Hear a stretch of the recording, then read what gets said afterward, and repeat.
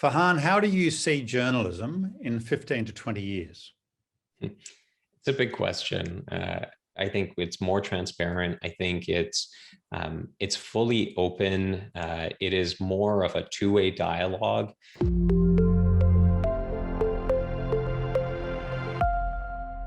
I see this way too often where it's just a one-sided. I'm going to tell you what to think. I'm going to tell you what's happening. I'm going to tell you what to care about. I'm going to tell you all these different things. And all I keep hearing is that doesn't resonate with me because I don't see myself being represented. My views are not represented. And so really opening it up has to be a two-way dialogue, but there has to be transparency there. Your focus is actually on informing communities rather than simply journalism. And that's, as I understand it, your business model is much broader than just having journos delivering stories. Can you explain? So it's this whole idea of bringing it right back down to your community level, whether that's local, whether that's industry, or whether that's just general interest, and really bringing it back to what is happening in that community and what does the community need to survive? What does the community need to thrive? The news, the journalism is the first pillar in that piece, but then there's more to it. And so when you start thinking about events and where to go, places to eat and drink and hang out with one another, those things are as critical as the other side of it, because people need to know, where can I get together with my friends and family? That's your community building piece. But when you're with those people, well, what are you going to talk about and what sort of issues matter to you? And so when you get to put those two pieces side by side and bring them together, I think that's where we're going to see success. We're already seeing success in that way. So describe how you are actually making this work in the communities you are in. Yeah, so at our flagship in Victoria, British Columbia, we've got a publication called Capital Daily. It started as a newsletter, and it started growing over the past couple of years. We've now passed over 50,000 subscribers on a daily newsletter. About 1 in 7 residents read this on a daily basis. But one of the things that we were realizing is that people wanted more than just talking about what's happening. And what's happening in the news and at City Hall. And they wanted to find out a little bit more and how they could engage with their community. So what we did is we acquired a little food publication that's in Victoria, added that into the mix. We went and people said, hey, I'm looking for work. I need somewhere to post jobs. And we said, all right, we're going to launch a jobs board. At the same time, members of the community also said, there's so much negativity going around, especially during COVID. I want to know about good stuff that's happening. And so we went and launched a good newsletter out of that. And then we went and targeted a couple more micro communities that are even smaller, like 15, 20,000 populations, and created their own little communities through newsletters, through Facebook communities. And so what we've done is taken it from this kind of macro approach and really going down to the micro level, that there's local, and then there's like, let's go even hyper local. How many times have you replicated that across Canada? So we have about 10 brands right now, 10 publications. I don't use the word replicate often.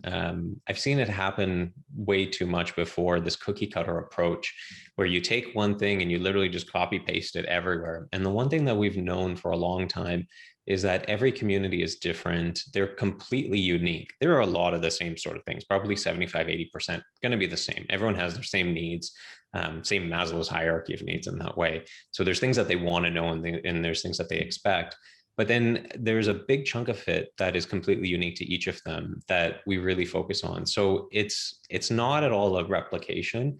It's more of a, let's take what we've learned that works in some cases, and let's go do it in another market. But at the same time, let's figure out who's going to run that at the local level. So every one of our communities, it's so important to us, is run by people in those communities, because they're going to know what's happening. They're going to know what's important. They're going to know the little nuances and the things that really matter. And also like those little jargons that, no one outside of that community is going to know. And then we say, all right, like, we know the newsletter is going to work for the most part, but what else is going to be needed?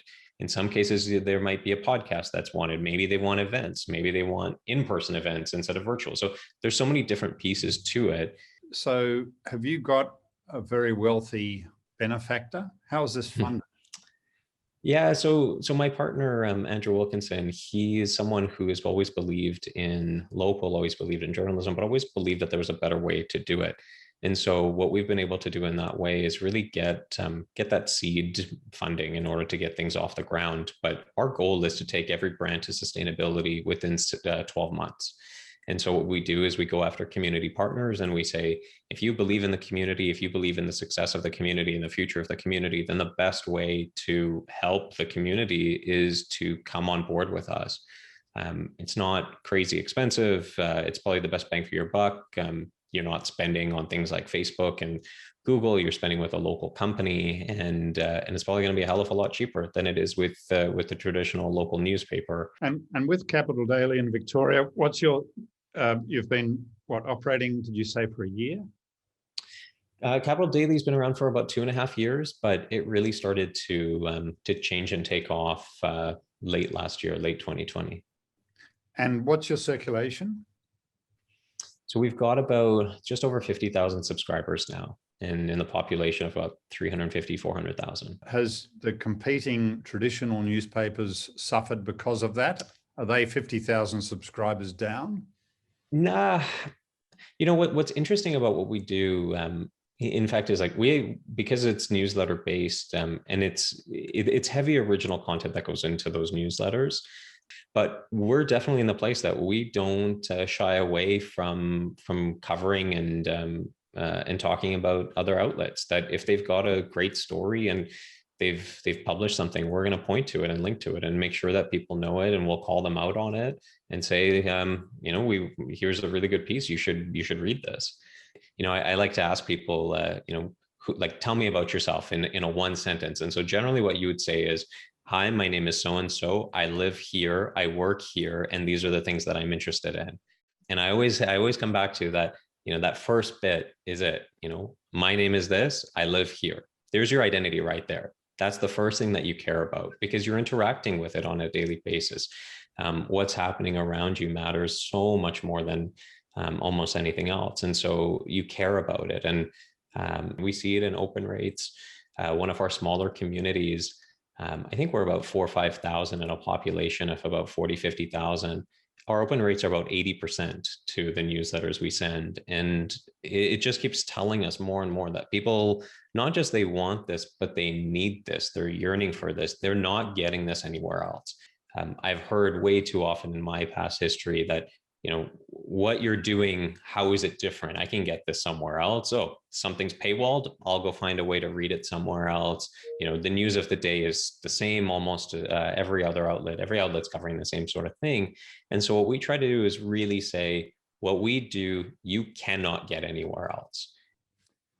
Farhan Mohamed, very interesting and all the best. We'll be interested to check in with you again in a few years to see how you're traveling. Thank you very much. Thanks, Peter.